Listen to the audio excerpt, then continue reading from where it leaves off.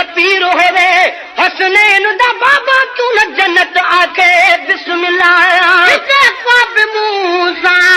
रहे तो न बाबा हिते को बि मूसा रहे तो न बाबा अमर भी हले थी रुमा छो न बाबा अमर भी हले थी रुमा छो न बाबा अमर भी हले थी हमेशा जलाई हेडो विछोड़ो न ॾियूं वञो हमेशा जलाई हेडो विछोड़ो न ॾियूं वञो चिनियूं साथ बाबा साईं सभई था छॾियूं वञो चिनियूं साथ बाबा साईं सभई था छॾियूं वञो अर्ज़दार आहियां मूं ते रहम आयो अर्ज़दार आहियां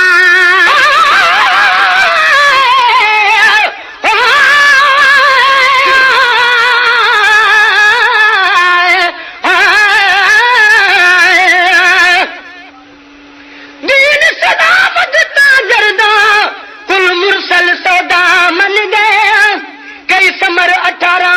वरहदा कई विच तुफली गए सुम गए कई नाल मलूतिया चोलिया विच जिंदान दे विच थी दफन गए कई पुल बगदा ते हथ कड़ियां पाके ते कैद दे झेड़े बन गए अर्ज़दार आया मूं ते रहम आयो अर्ज़दार आया मूं ते रहम आयो अञा रात पई त उठ था पलानो अञा रात पई उठ था पलानो अञा रात पई का घड़ी कयूं था जुदायूं वॼूं वञो का घड़ी कयूं था जुदायूं वॼूं वञो चिनियूं साथ बाबा साईं सभई था छॾियूं वञो चिनियूं साथ बाबा साईं सभई था छॾियूं वञो मिंट तरसो तहे उठारिया 2 मिंट तरसो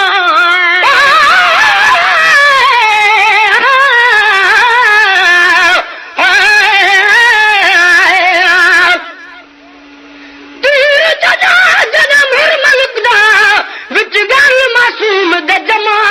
ड्राइवारी बाल दे मुंह विचू निकता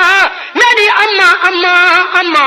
खीमे विचू दुखी कूक आई मैं को मार मुकाई अगमा मैं को हेला चारी पर दी तड़ा पाच न सकदी अम्मा 2 मिंट तरसो सही है उठारा 2 मिंट तरसो ही है उठारा मुसाफिर अदल सा घड़ी खन तघारा मुसाफिर अदल सा घड़ी खन तघारा मुसाफिर अदल सा सदा मेहरबान मुझे अगर के अजू वञो सदा मेहरबान मुझे अगर के अजू वञो चिनियूं साथ बाबा साईं सभई था छॾियूं वञो चिनियूं साथ बाबा साईं सभई था छॾियूं वञो खणो था सॼी वाट खिलंदी हलामा खणो था सॼी वाट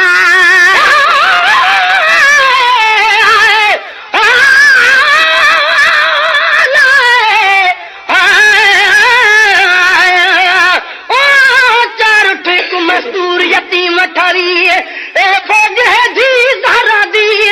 चालम इस्लाम मुदा शाम दे पासे टुर आई सैयद ज़ादी कुछ फौज बीबी दे तकलीफ सफर तू मान ज़ीनत दई सहरा दी कर शाम फतेह घंटा महमल बल वतन ते वापस आ गई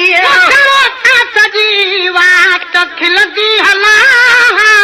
घणो ता सजी वाट खिलदी हला उठल जे पुठा आवे हलदी हला उठल जे पुठा आवे हलदी हला